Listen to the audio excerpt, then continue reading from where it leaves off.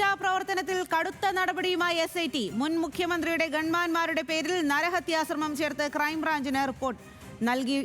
മനീഷ് ഐഷമാത്യു വിവരങ്ങളുമായി ചേരുകയാണ്. മനീഷ്, എന്തായാലും കടുത്ത നടപടിയിലേക്ക് തന്നെ നീങ്ങുന്നു SIT. ഇപ്പോൾ ഈ റിപ്പോർട്ടിൽ എന്താണ് പറയുന്നത്? സ്വാതി, ഏറ്റവും നിർണായകമായ നീക്കമാണ് ഇപ്പോൾ SITയുടെ ഭാഗത്തുനിന്ന് ഉണ്ടായിരിക്കുന്നത്. കഴിഞ്ഞ ദിവസം ഈ കേസുമായി ബന്ധപ്പെട്ട ഗൺമാന്മാരായിട്ടുള്ള രണ്ടുപേരും ആലപ്പുഴ മജിസ്ട്രേറ്റ് കോടതിയിൽ മുൻകൂർ ജാമ്യാപേക്ഷ നൽകിയിരുന്നു.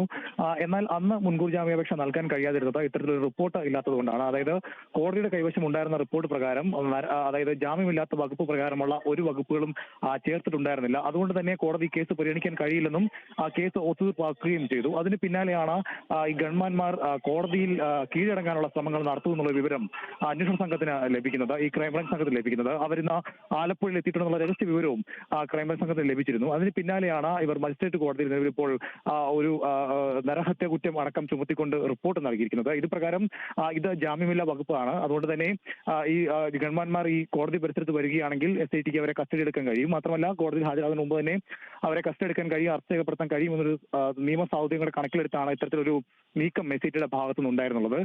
കഴിഞ്ഞ ദിവസം ഇത്തരത്തിൽ ഈ റിപ്പോർട്ട് സമർപ്പിക്കാതിരുന്നത് തന്നെ അവർക്ക് മുൻകൂർ ജാമ്യം ലഭിക്കുന്നത് തടയുന്നതിന് വേണ്ടിയായിരുന്നു എന്ന് വേണം മനസ്സിലാക്കാൻ. എന്തായാലും കീഴടങ്ങാനുള്ള ശ്രമങ്ങൾ അവസാനിപ്പിക്കുന്നതുകൂടി പരിഗണിച്ചാണ് നിലവിലിപ്പോൾ ഇത്തരത്തിൽ വധശ്രമം അടക്കം ചുമത്തിക്കൊണ്ട് ഒരു റിപ്പോർട്ട് SITയുടെ ഭാഗത്തുനിന്ന് കോടതിയിൽ സമർപ്പിച്ചിരിക്കുന്നത്. എന്തായാലും ഏറ്റവും നിർണായകമായ നീക്കമാണ് SITയെ സംബന്ധിച്ചിടത്തോളം. യാതൊരു വിധത്തിലുള്ള പരിഗണനയും ഇവർക്ക് നൽകേണ്ടതില്ല എന്നുള്ള തരത്തിൽ സർക്കാരിന്റെ ഭാഗത്തുനിന്ന് അടക്കം നിർദ്ദേശങ്ങളുടെ അടിസ്ഥാനത്തിലാണ് നിലവിലിപ്പോൾ ഏറ്റവും നിർണായകമായ ഒരു നീക്കത്തിലേക്ക് SIT കടന്നിരിക്കുന്നത്. ഇത് പ്രകാരം ഇനിയിപ്പോൾ ഈ ഗൺമാന്മാരെ കസ്റ്റഡി എടുക്കാനും അവരെ അറസ്റ്റ് രേഖപ്പെടുത്താനും ഒക്കെ അന്വേഷണ സംഘത്തിന് സാധിക്കുമെന്നൊരു സാഹചര്യം കൂടി ഈ നിലവിലുണ്ട്. ഇവരെ കൂടാതെ തന്നെ ബാക്കി 3 പേരും, നിലവിൽ ഈ കേസിൽ 5 പ്രതികളാണുള്ളത്.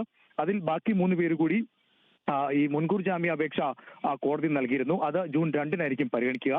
എന്തായാലും ഏറ്റവും നിർണായകമായ നീക്കം, ഇതുവരെ ഉണ്ടായിരുന്ന വകുപ്പുകളെല്ലാം മാറ്റി നിർത്തിയാൽ 308 അടക്കം ചുമത്തിക്കൊണ്ട്, അതായത് വസ്ത്രം അടക്കം ചുമത്തിക്കൊണ്ടുള്ള ഏറ്റവും നിർണായകമായ നീക്കമാണ് നിലവിലിപ്പോൾ SITയുടെ ഭാഗത്തുനിന്ന് ഉണ്ടായിരിക്കുന്നത്. സ്വാതി. ശരി മനീഷ്, എന്തായാലും നിർണായക നീക്കം SITയുടെ ഭാഗത്തു നിന്നും ഉണ്ടായിരിക്കുന്നു. നവകേരള യാത്രയിലെ ആലപ്പുഴയിലെ രക്ഷാപ്രവർത്തനത്തിൽ പ്രതികൾക്കെതിരെ നരഹത്യാശ്രമം ചുമത്തിയാണ് ഇപ്പോൾ റിപ്പോർട്ട് സമർപ്പിച്ചിരിക്കുന്നത്.